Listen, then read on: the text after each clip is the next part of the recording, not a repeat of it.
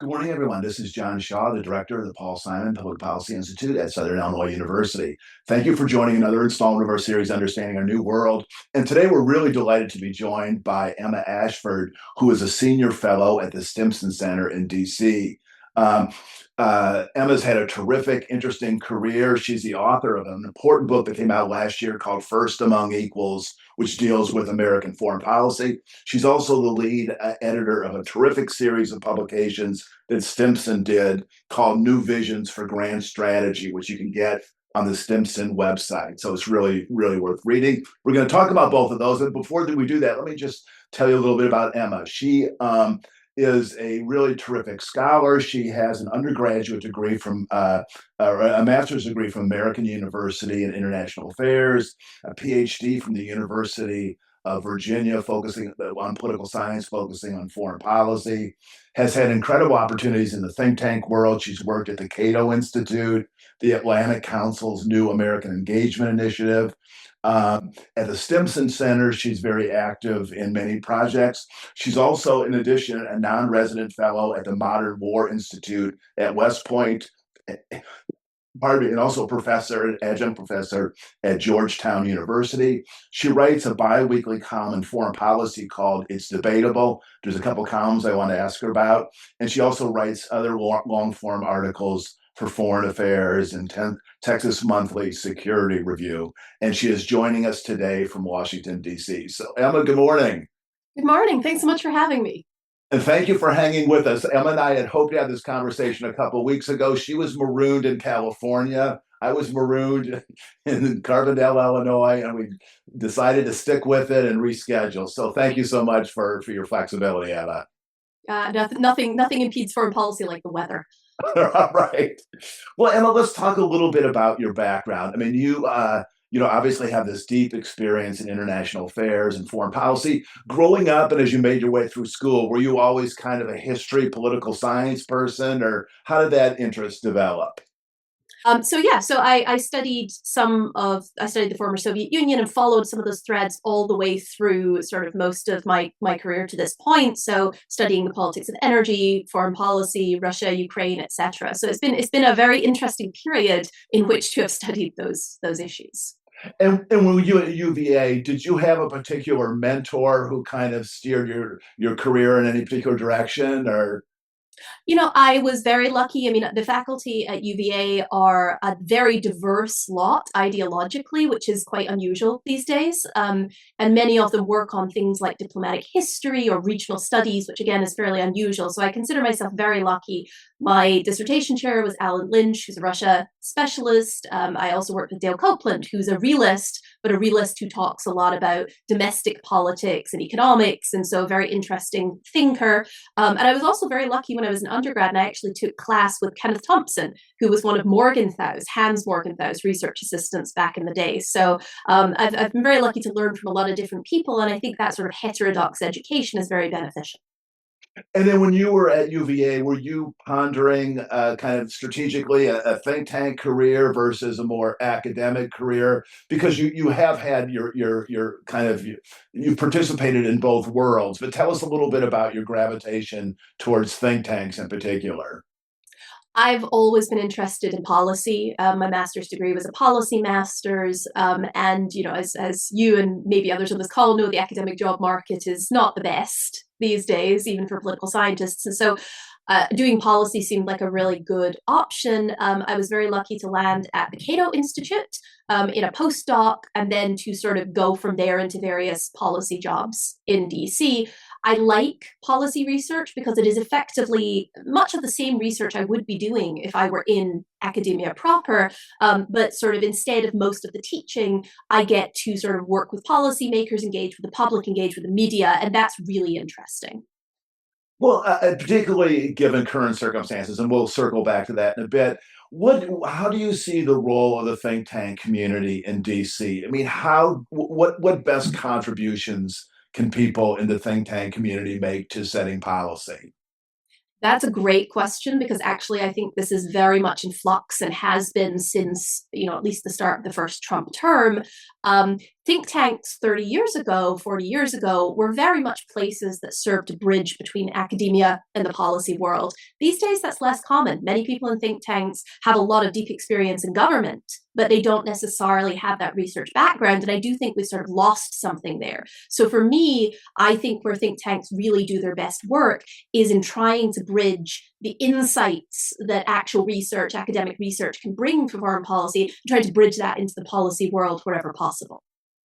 And tell us a little bit, Emma, about Stimson and what its niche is in the think tank world in Washington. Yeah, so Stimson is a wonderful institution, celebrated its 35th anniversary last year. It was founded by Michael Crepon and Barry Blackman, two defense policy analysts, in the late Cold War period. And what they were particularly concerned about was strategic stability, arms control, nuclear proliferation, all of these big strategic questions.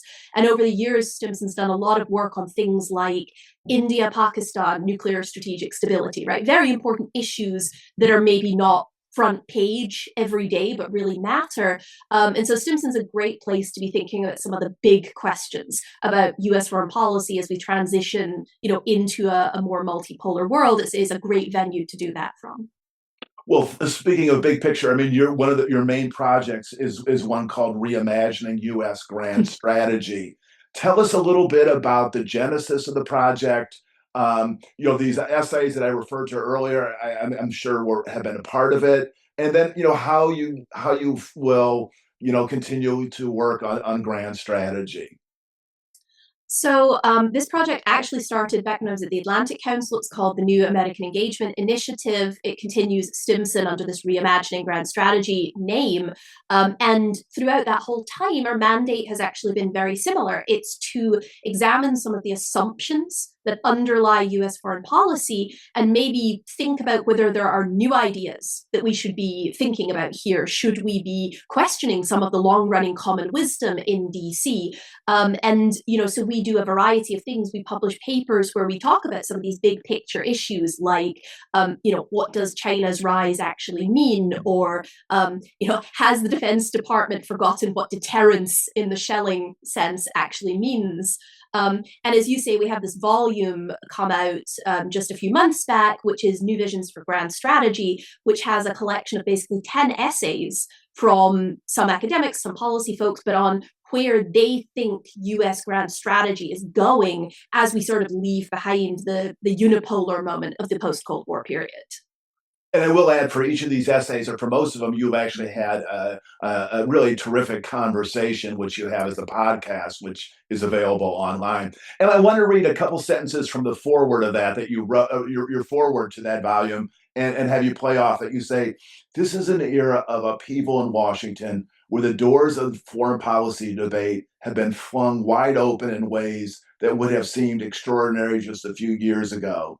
A period of unprecedented soul searching created by perceived failures of Iraq and Afghanistan and others." Talk about the ferment, and particularly, and I know that you've engaged in a playful and really kind of insightful way this whole debate about a decade ago about the blob, the foreign policy blob, and whether there was a sense of just this kind of unquestioning consensus. And then I think you wrote a counter essay saying, let's create a better blob or something like that. So, I mean, more to the point of the forward and just this kind of the ferment that you think is going on now in the foreign policy world. Yeah, I mean, look, I think sometimes one of the best ways I can describe this is through the arc of my own career. I am a fairly middle of the road Cold War realist, right?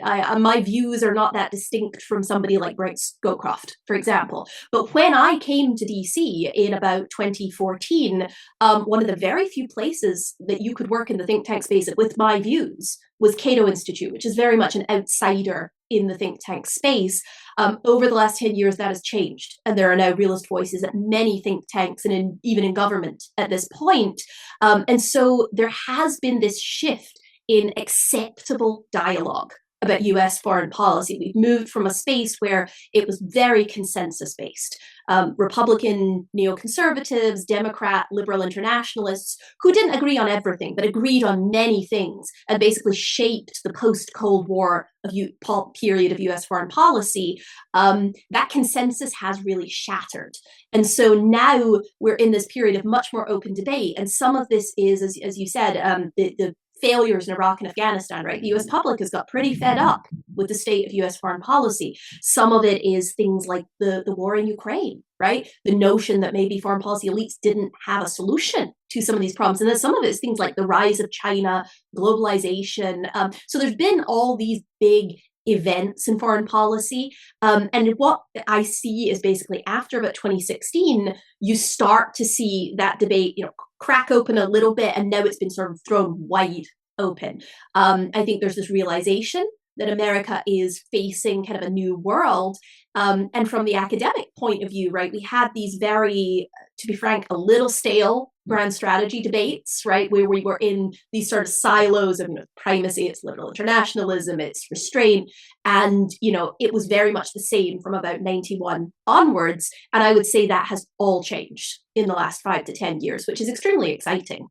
Right. Well, let's talk about your book. And first of all, it's brave to write a book about international affairs in this environment because, events change so rapidly. I think some of you, this book holds up totally well, but some of it was, I think a lot of it was written during sort of the last year or so of the Biden administration. You were able to talk about, the return of Donald Trump. But as you kind of suggested, the premise of your book was there was this unipolar moment in which from 91 to say roughly 2016, the United States was this kind of undisputed hegemon that drove world affairs.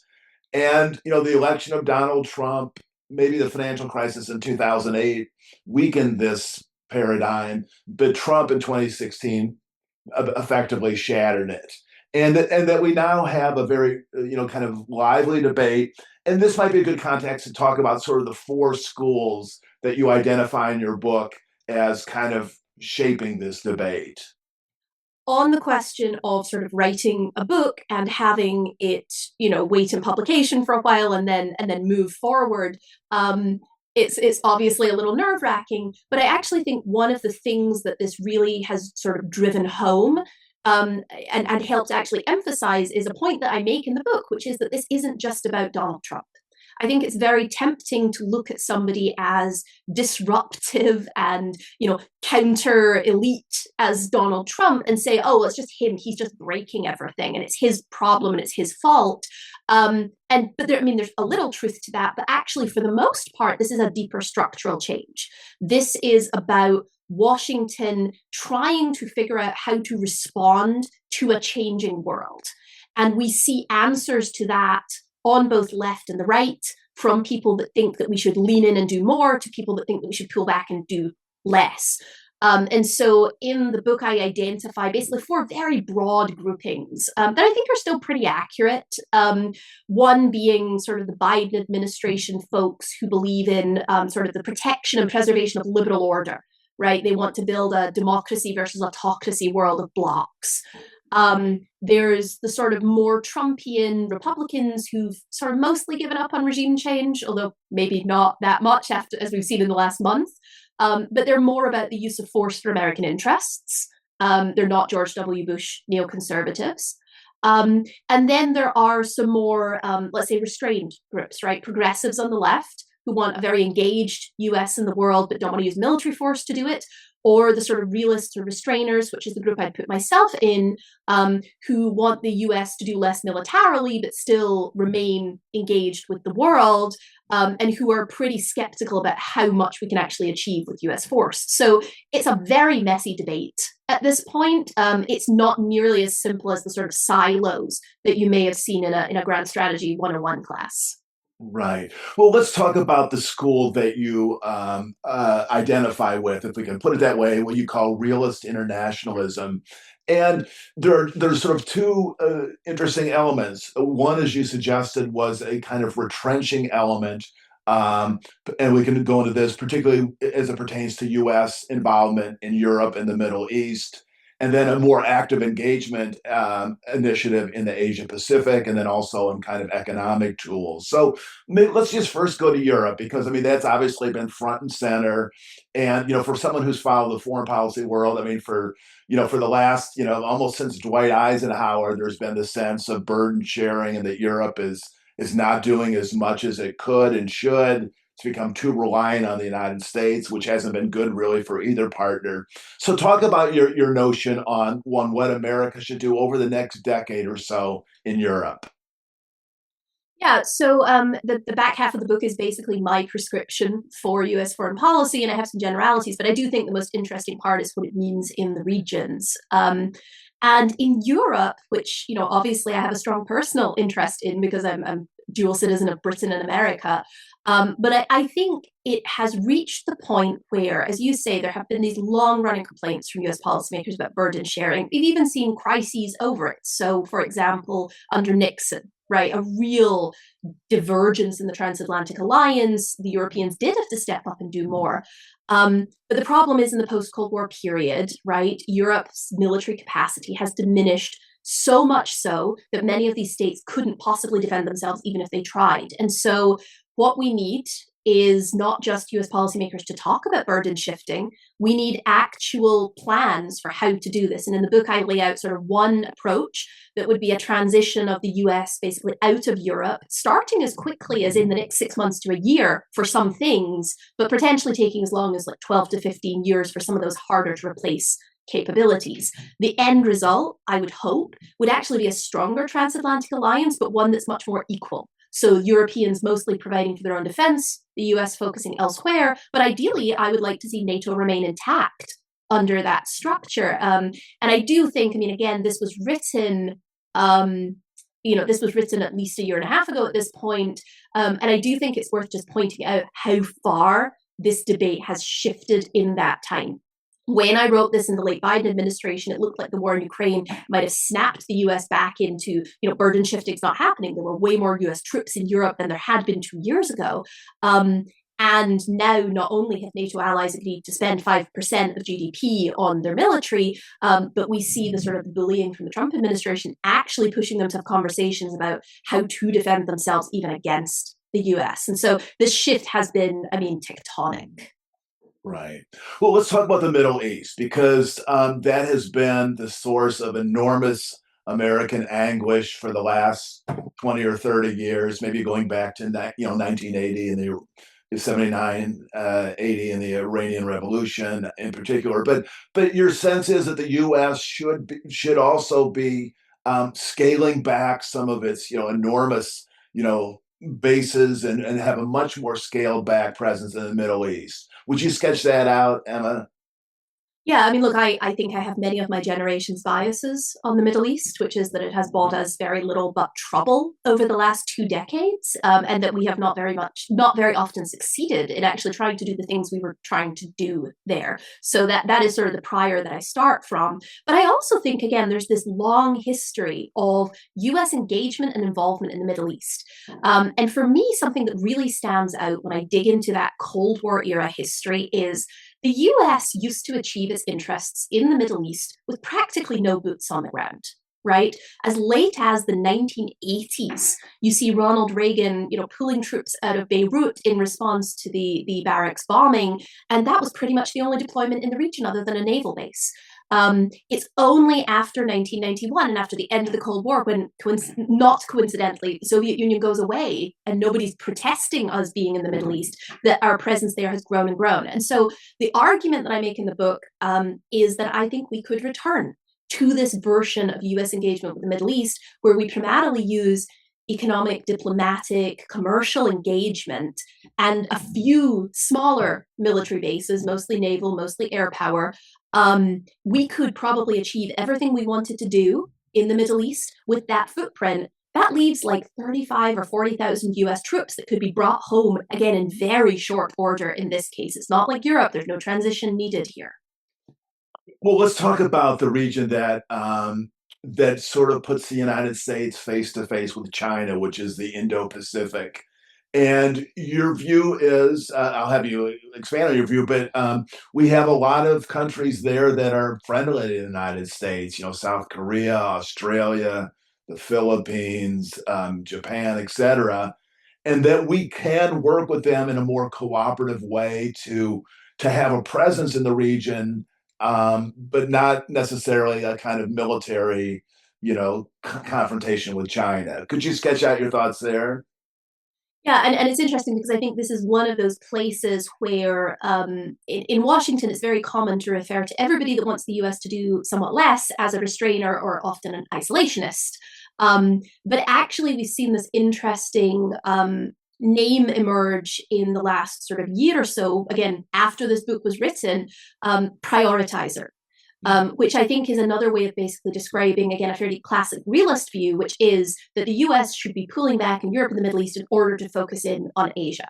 Now, big differences even within that group over, how much military that should be. But I think all agree on the basic premise, which is Asia is the economic heart of the world at the moment. The US needs to retain access to shipping lanes, markets. It wants China not to dominate Asia entirely, the very classic realist concern about hegemon, which we just don't see in any other region. And there are these regional partners, some of which are very capable, some of which could stand to do more. But some US help there would go a long way to preventing China from making further inroads there. And so, I think it is interesting that even as this naming has emerged, it's not necessarily what the Trump administration is doing on foreign policy, but there's a strong similarity, I think, between sort of some of the ways that the national security strategy, for example, talks about an economics first approach to Asia backed by military force. And the way that I talk about it in the book, to me, that seems like a very sensible approach that, tries to avoid conflict over somewhere like Taiwan, but nonetheless seeks to protect US interests in the region.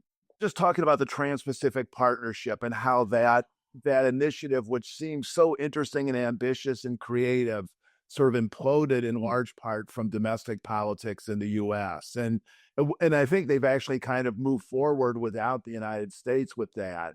I mean, is that the sort of creative relationships that you think are important and can be developed? Yeah, I mean, look, actually, one of the areas where, I think my book and my views diverge pretty strongly from the current administration and from the Biden administration is on the importance of trade to the U.S. And I do think, as you say, we saw this Trans-Pacific Partnership that ends up, getting negotiated by Secretary Clinton when she's Secretary of State, and then she rejects it in the election. Donald Trump also speaks out against trade.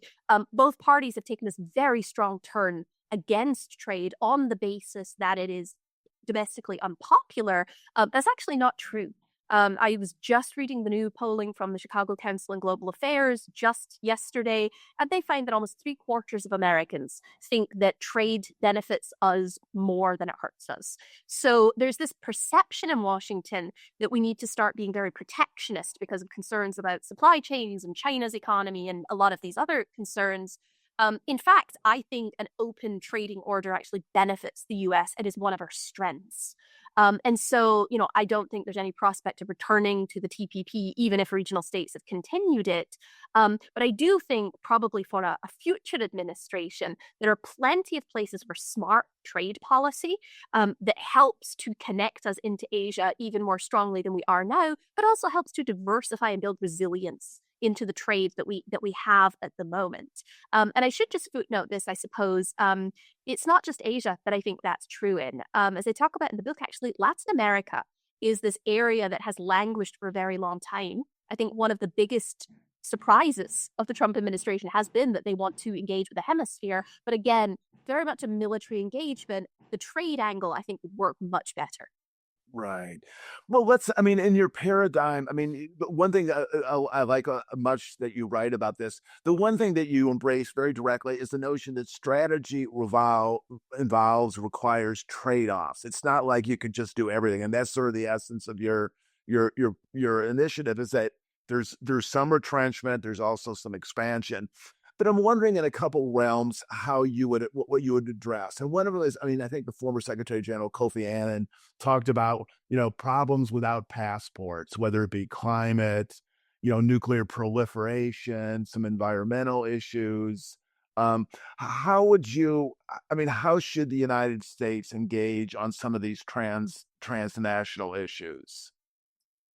Yeah, I mean, look, it's a good question. I was in grad school in the mid 2010s, where a lot of what we talked about was transnational threats from terrorism, multinational companies, all of these things.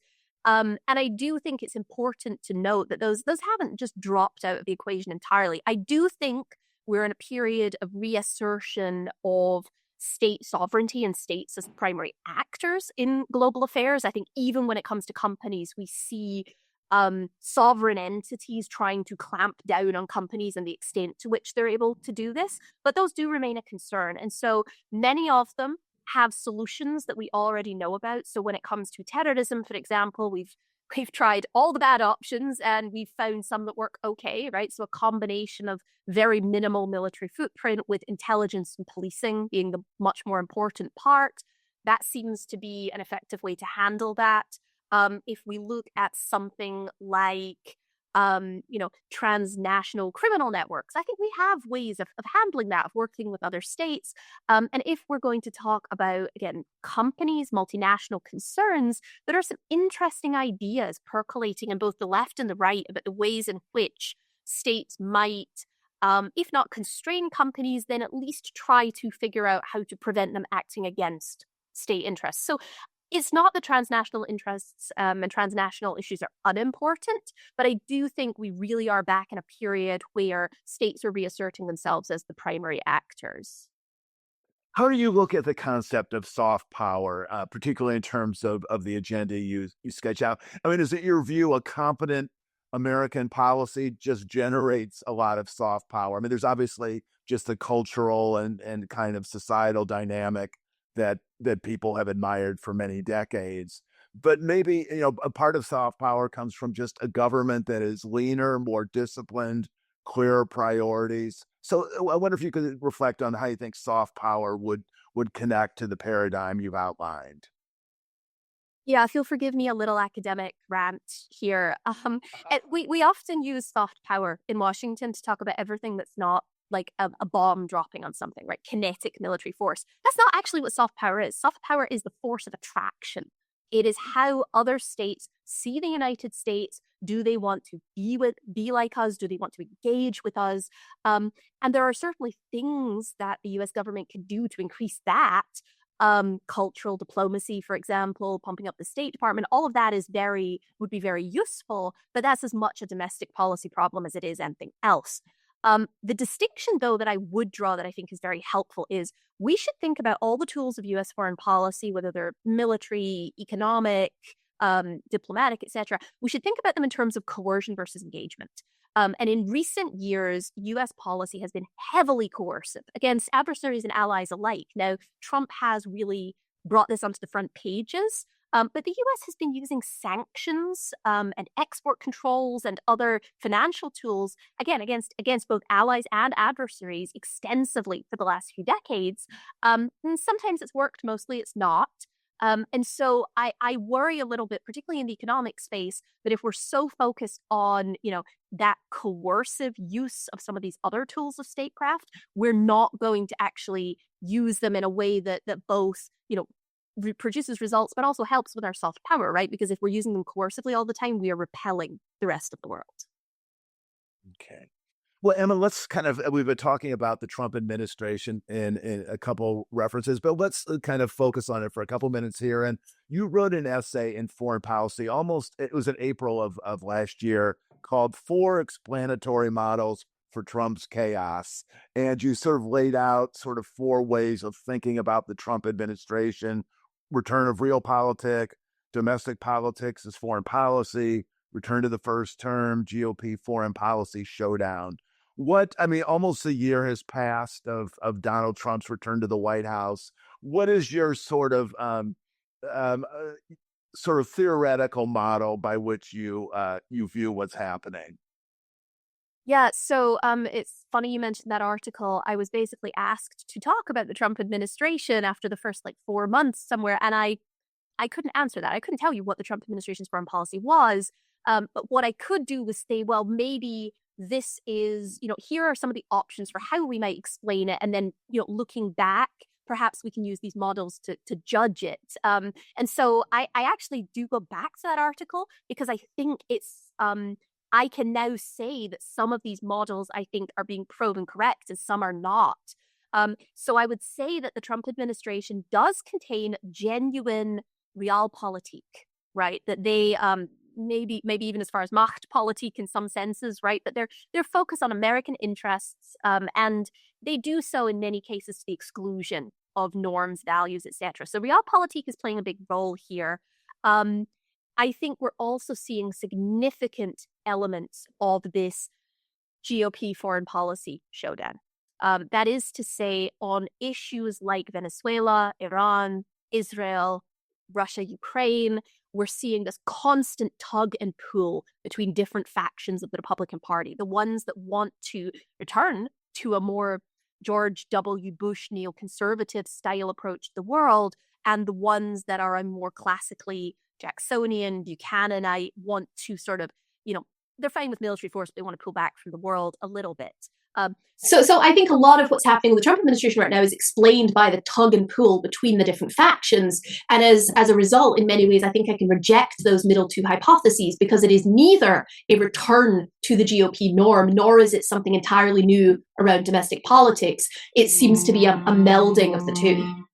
There's an extensive profile of Marco Rubio in the New Yorker, a recent edition, and I was reading it the other night, and I came across a quote by an analyst, I think an unnamed analyst, about the Trump administration, and this person said, "With Trump, you have to resist the temptation to intellectualize what he's doing. Their emotional response is flying all over the place."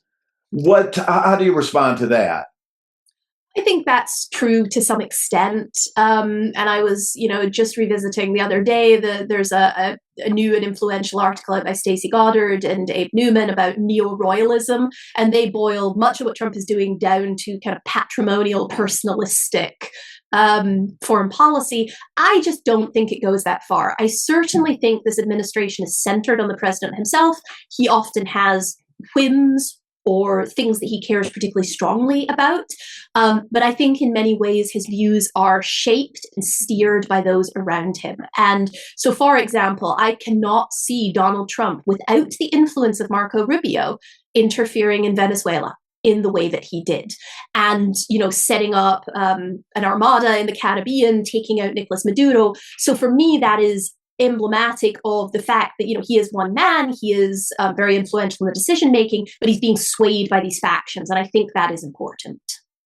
Well, you wrote a terrific article in Foreign Policy about in the aftermath of Venezuela, and one of your statements was, every time this game of international brinksmanship succeeds, he, being President Trump, is likely to become more overconfident, increasing the risk of miscalculation the next time. And I'm wondering if maybe the Venezuela moment emboldened him as it pertained to Greenland.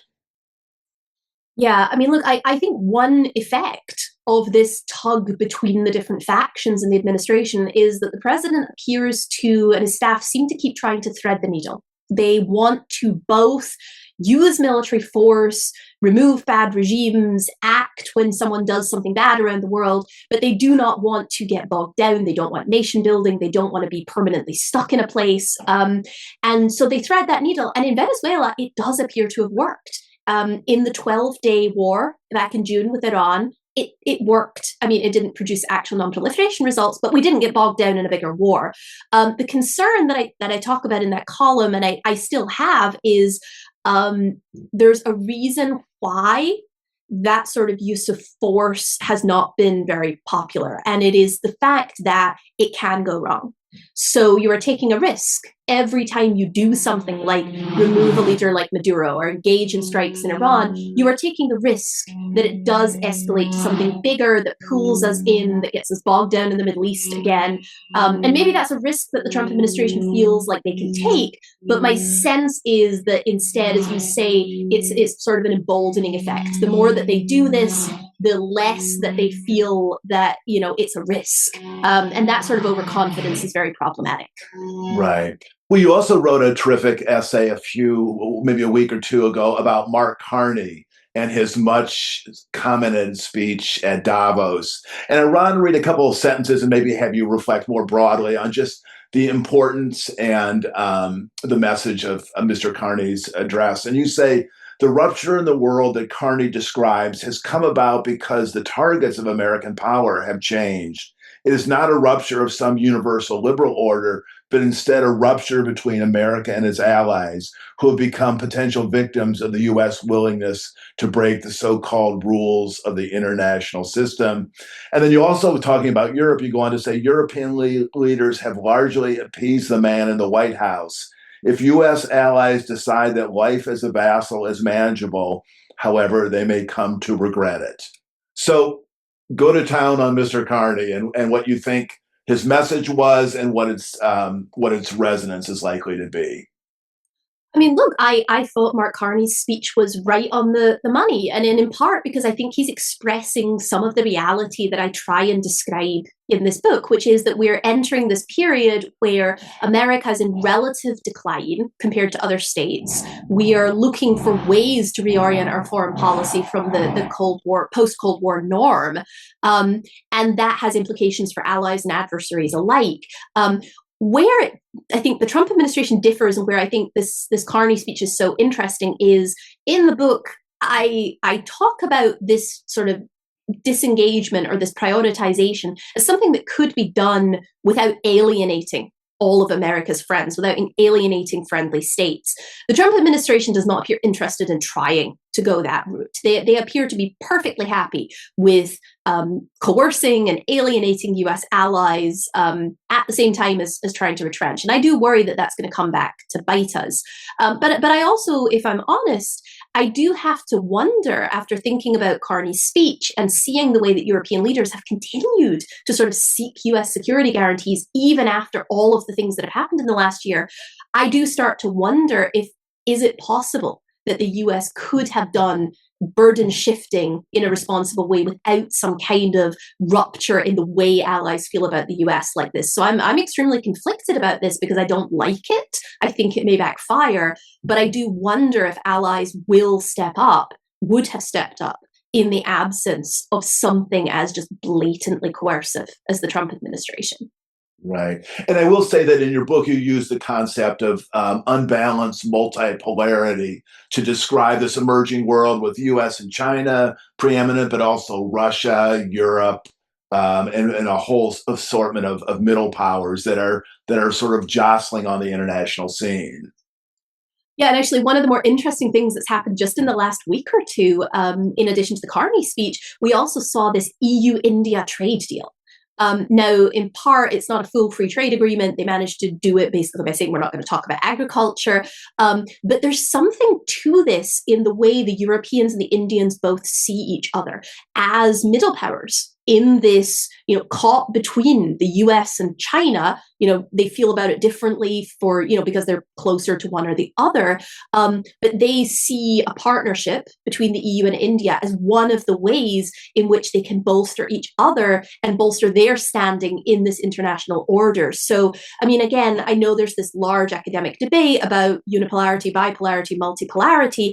I think the rise of these middle powers is going to be the most interesting thing about the next 10 to 15 years. Right. Well, let's talk a little bit for a second about just how you are participating in this debate. Obviously, you have this terrific book. You're active at Stimson and the Project on Grand Strategy. The podcast world, long form essays, op-eds. How do you feel like how do you like best to try to participate in this debate and to try to shape it and nudge it? Oh, I mean, look, first I should say I am incredibly lucky to be, working at a place that gives me the scope in order to explore some of these issues and participate in this debate, and at a time where it is so interesting to do so. But I would say that for our program at Stimson in particular, we try to move this debate forward in a couple of ways. So one is, when I write a book like this or an article that is my opinion of what I think US foreign policy should be, ideally I would like to move US foreign policy more in the direction of my views. And so I'm participating in the debate in that way. But then the other way that we do try and influence this debate, and I think is equally important, is things like this volume on grand strategy. If you read through it, go to the Stimson website, you'll find a variety of perspectives in there. We have liberal internationalists, we have prioritizers, we have progressives. Mike Beckley from Tufts wrote as an America Alone essay about, a Trumpian America that just dominates the world. So we have this, we're trying to contribute to the debate more broadly as well, because I tend to think that the more that we actually debate this rather than just falling back on common wisdom, then the better we're actually going to make US foreign policy. So that's sort of some of the things that we try to do. Let me just ask you this. I mean, particularly for students who might be watching this conversation, how would you suggest for someone who's, just starting out their career, who are interested in ideas and policy, how would you suggest that they get involved in this world? I mean, what are some of the first steps they might take to find platforms to participate? Obviously, I think the first thing for students is avail yourselves of the resources at your universities, right? You have faculty who have been studying this for many years, read as widely as you can. That's all very helpful. In terms of actually engaging with the policy world, though, there's a couple of avenues that are particularly helpful. So one is to look for internships. Those are by far the most efficient way to get into the DC policy space. Most of the big think tanks and a lot of smaller ones and a lot of NGOs, they offer, summer internships. That's a way to sort of feel whether this is something that you might be interested in doing long term. The other thing that I'll flag is there are some really great student organizations dedicated to helping students engage with the policy debate and then find policy relevant careers. I'm affiliated with the John Quincy Adams Society, which is more realist in orientation, and some universities have chapters of that. There's also the Alexander Hamilton Society, which has a really great long-running history, much more sort of primacist, but they, again, help students to engage with that policy debate. So seek those out at your university if they're available, and those can be, or try and reach out to the national organization. Those can be great ways to sort of find like-minded students and talk about the entry level in this space. Great. Final question. Say Stimson gives you a 3-month sabbatical, and your instruction is to just read interesting, fun books in international affairs, politics, history. What authors might you gravitate towards? Are there some that you just always have wanted to read, but haven't had the occasion to? Others that you'd love to just go back and re-study their work? What would you, if you had a couple months off, what would you do? Well, that's a great question. So one is actually something I'm trying to do right now in my very limited free time, which is I'm really trying to get smarter on the Western Hemisphere. I think like many people who are not Latin America specialists, I have almost no knowledge of the history, the international relations of the space, and it's absolutely fascinating. So, learning about how America has engaged with Latin America, South America, throughout history, and I've been doing this already, and some of the insights that come out from like the 1920s actually are very relevant today, and I had no idea. So that's one area where I would love some time to do that. The other is I did a little bit of this for the book, but I would like to do more, which is the early Cold War period, the IR debates. We often, I think, only know the bits that end up on like a 101 syllabus, right? So we read Kenneth Waltz, we read some Jervis, but actually the debates, the much broader scope of that literature is much richer than I think most of us are aware of. And a lot of the issues, the questions that they're debating at that time have relevance today, right? About how you think about hegemony, how you think about US influence versus Soviet influence. How does economics play into this? So I reread Robert Gilpin about 10 times, and I would reread it another 10. That literature is something I would love to just spend more time with. Great. Well, Emma, thank you for such a really terrific conversation. And I would like to encourage all of our viewers to track down Emma and read Emma's book, First Among Equals. It's a really clear and compelling and provocative way of thinking about the world. And I would also encourage you to go on Stimson's website and print out, if you'd like, these new visions for grand strategies. There's 10 or so terrific essays. Emma has a foreword, and she's also has interviewed many of these people on a podcast that's also on Stimson's website. So you can just get some really good, fresh, creative, rigorous thinking on international affairs by reading Emma. So Emma, thank you so much. Great. No, thanks for having me. Yeah, wonderful to talk. Perfect. Thank you so much. And thank you for watching another edition of our series. We will have a video of our conversation with Emma on our website in the coming days. Please share it with family and friends. Thank you for supporting the Institute. Thank you for keeping the memory of Paul Simon alive and well. Thanks so much.